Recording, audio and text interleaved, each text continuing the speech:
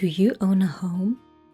A house? An apartment? A cabin? A trailer?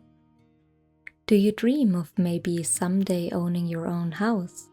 A place you can make entirely your own? Or are you maybe among those who have given up hope that owning a home is even possible for our generation? Hi, this is Liz. I live a slow life in the countryside, and I bought an 18th century timber frame house all by myself in 2023. Since then, I've poured thousands of euros and countless hours into turning it into my dream home. But here's the thing, I'm not a millionaire businesswoman, or a celebrated influencer, or heiress to fortune. I'm just some girl from a small German town with a 9-to-5 job and big dreams.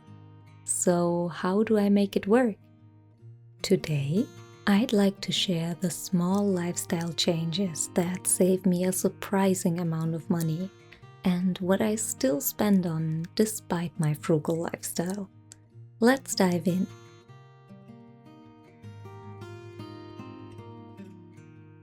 Coffee.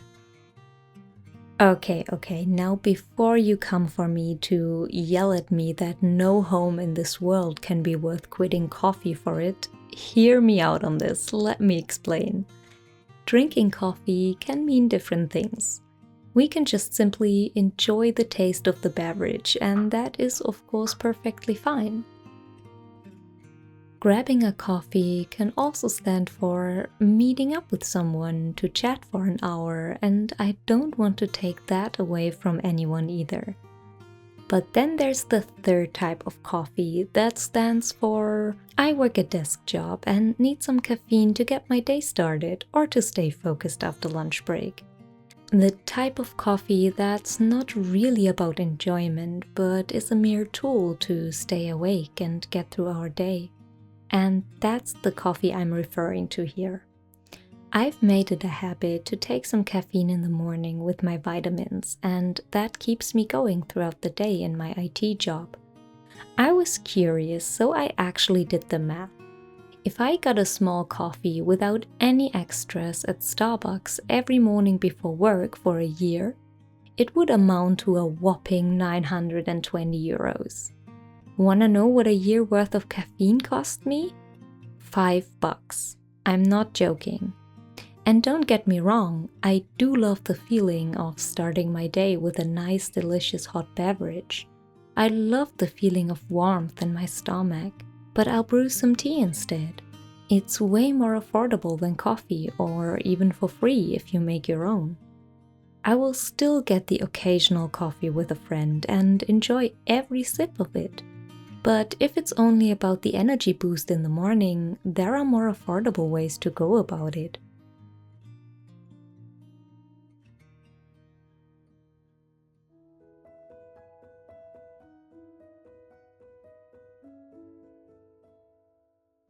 Clothes.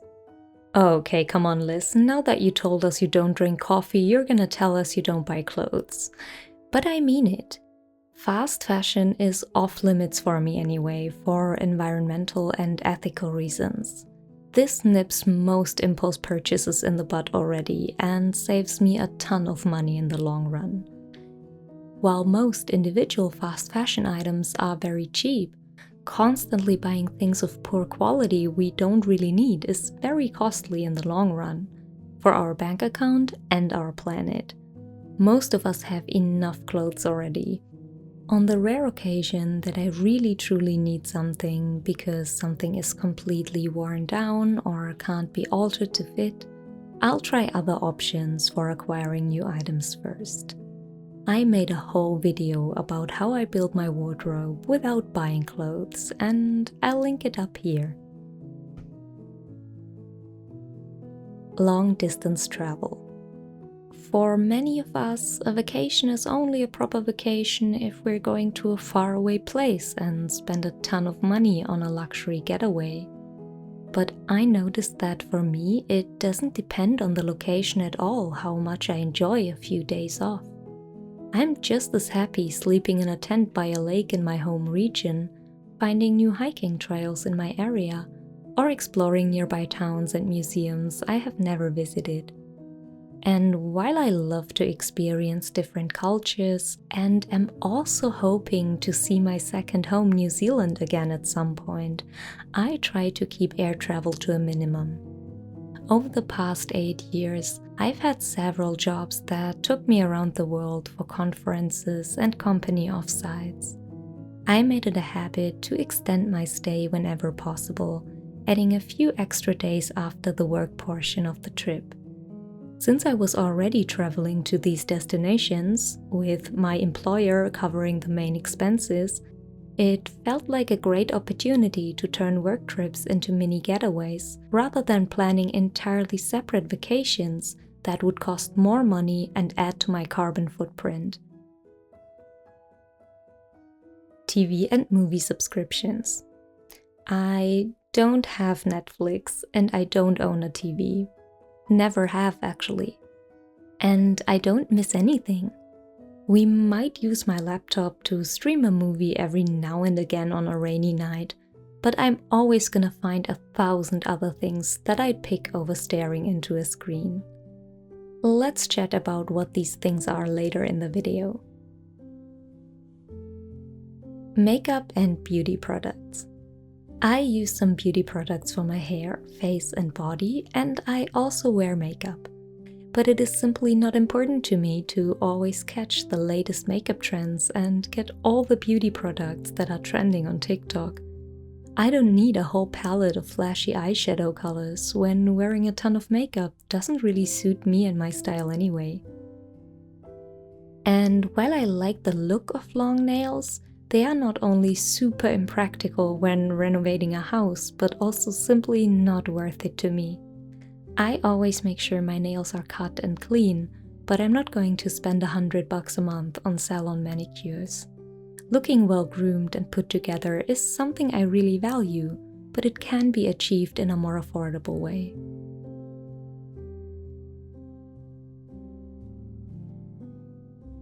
Alcohol. You're probably thinking, wow Liz, you're not having any fun in your life at all, are you? I never liked alcohol too much, and this saves me a surprising amount of money. And while I did drink the occasional glass of wine in my life, I realized I'm just as happy drinking juice or lemonade. Not only is it way healthier not to drink, the money I don't spend at restaurants or bars definitely adds up. And if I do feel like a glass of wine on Christmas Eve or my birthday, I can completely cover these occasions with bottles I received as gifts or souvenirs. I spend literally €0 on alcohol. Trendy gadgets. Since I work in IT and run a YouTube channel, I naturally have a few tech essentials. Things I simply couldn't do my work without. But the kind of gadgets I'm talking about here are those trendy items that serve a very specific purpose, lose their appeal once the novelty wears off, or can easily be replaced by something we already own. While air fryers seem to be everywhere right now, I personally don't need one. I already have plenty of ways to prepare my food. The same goes for mini fridges, smart rings, ice makers, phone sanitizers, bread cutters, and so on. Especially when it comes to food and tech, there's always a new wave of gadgets promising to make life better. But for me, I only invest in things I'll use frequently for years, and that can't be easily replaced by something I already have. Of course, what's truly useful varies from person to person. Please use your air fryer to your heart's content if that's what you want. I just take my time to consider what's really worth the money to me and what truly earns a place in my home. At this point, you might be wondering, if I've cut all these things out of my life, what's even left? Do I even have any fun ever? The answer is yes, plenty. And honestly, I'm happier and more content than ever. I 100% agree that the cost of living and housing prices have skyrocketed while wages have struggled to keep up. But there's one factor that is within our control: the ever-growing list of things we believe we need to own and the services we think are essential for a happy or even just a normal life. Over the past years, social media, marketing, and even societal norms have subtly reshaped our expectations. We are led to believe we need more extravagant vacations, an ever-expanding collection of skincare products, and even designer items. But quite frankly, most of these things simply weren't on the radar of regular people when I was growing up in the 90s. Now, to be clear, this isn't the main reason why home ownership feels unattainable for so many in our generation. We can't single-handedly fix the global economic landscape or the housing market, but this shift in consumer expectations is one contributing factor, one that we can control. We can rethink our spending habits, question what truly adds value to our lives, and reconsider what we genuinely need to be happy. So, what do I still invest in despite my frugal lifestyle?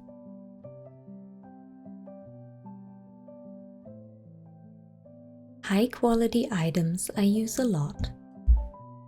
We have a tendency to treat ourselves with flashy things for special occasions, when it actually makes so much more sense to invest into the items we use every day that have to withstand a lot of wear and tear. My dad would always say, we can't afford to buy something cheap, as buying cheap often means buying twice. Items I use every day also need to make my workflow smooth and effortless. There's nothing worse than items you constantly need, but they turn out to be an annoyance every time you pick them up. With my tech-heavy jobs, I invested in a high-quality computer. There is simply no way around it for me. But the same is true for items such as knives, cooking utensils, furniture, towels, bed linen, or coffee mugs. Depending on your lifestyle, it could be different items for you. So instead of looking at the overall price of something, I like to look at the cost per use of an item. Imagine how often we use our phone. For most people, it is by far their most used item in their life. I bought my phone in 2020 for a little over 800 euros, which means so far it cost me 49 cents per day, with the cost dropping further with every passing day. And it is still working fine. Being frugal is not always about spending a small amount of money on something. It's about spending the appropriate amount of money on each item. Health. The first wealth is health. You might have heard this quote by American philosopher Emerson before. My health is an area that I will never skimp on, as nothing is worth anything if I can't enjoy it anymore. This includes, of course, aspects such as my health insurance, but also a high-quality mattress to sleep on, a calming environment that reduces stress, as well as high-quality food. I try to get fresh seasonal veggies from local farmers as often as possible, and would give up literally any other aspect of my life first before I would give up fresh and healthy food. Experiences and travel. I mentioned earlier that I reduced the number of long-distance trips in my life drastically. However, exploring new places and experiencing something new is a very enriching experience I value a lot and wouldn't want to eliminate from my life to save money. So I will place more focus on taking small trips around my own country or region. There are so many places in my immediate surroundings that I have never been to or only briefly passed by. And as the travel cost and time is almost zero, it gives me the freedom to visit lots of cool places throughout the year without ever feeling like I'm missing out on travel. Education and culture. Even though my university days are already done, I'm curious by nature and strongly believe that there is always more to see and to learn that can broaden our horizon and give us a better understanding of the world we live in. The number of books I consume is on the higher side, either in actual book form or as an audiobook. I can borrow many books at the local library or from family and friends, or even get them for free from public bookshelves. But I do spend on audiobooks I'm interested in, I can't deny that. I will gladly pay the entry fee to a museum, an art gallery, or botanical garden if it means I get to go home that night with my head full of fresh inspiration. And I will choose theater performances over Netflix any day. Cultural and educational activities are the food of our mind and our soul, and I will not deprive myself of it.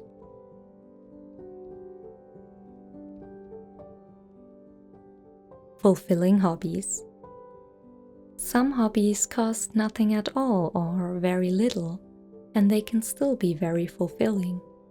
Some hobbies, however, require equipment that can get pricey, be it certain sports or playing an instrument. One of these hobbies for me is historic life roleplay and reenactment. I own equipment for playing a historically accurate Viking merchant of the 10th century, as well as a village girl from the 30 Years' War era. Historically accurate clothes are hand-sewn from high-quality materials such as wool and linen. Each piece is unique and therefore has its price. Add to that my historic tent to sleep in while on fairs and conventions, as well as shoes, accessories, bowls, plates, spoons, cutlery, mugs, the list goes on and on. Reenactment is an expensive hobby, but to me it is truly worth it. I've been using some of these items for more than 20 years already. As I'm portraying historic characters, the items can never go out of style, as they have been out of style for the past, 500 years. This hobby provides an amazing escape from reality for me and allows me to truly switch off, immerse myself in a different world, and make a ton of new friends at each event. For me, every cent is well spent that goes into a hobby that's as fulfilling as this. My home. Well, last but not least, let's not forget the dream I'm working towards with my simple and frugal lifestyle. It's the 18th century timber frame house I bought, so my family can live in it. And while we don't have kids yet, I hope to one day make this house the coziest family home for our little ones to grow up, play, laugh, and run around in. It is an old house with a lot of history and character, and I really want this to be visible. I could have moved into the house as it was when I bought it, and if you're curious to see what it originally looked like, I'll link my original house tour up here for you. But I didn't want this to be just any house. I wanted to make this the cozy home of my dreams. So I invest into high quality materials and furniture, into lots of wood instead of plastic, and into vintage pieces that restore this historic house to its original glory. It is a mammoth project and it takes a lot of time, energy, and of course, money. But I'd make the decision again anytime, and once we've moved in, all the effort will have been worth it. Oh, and if you're curious to see what the house looks like now, and what has happened during the past months, my next video might have some answers for you.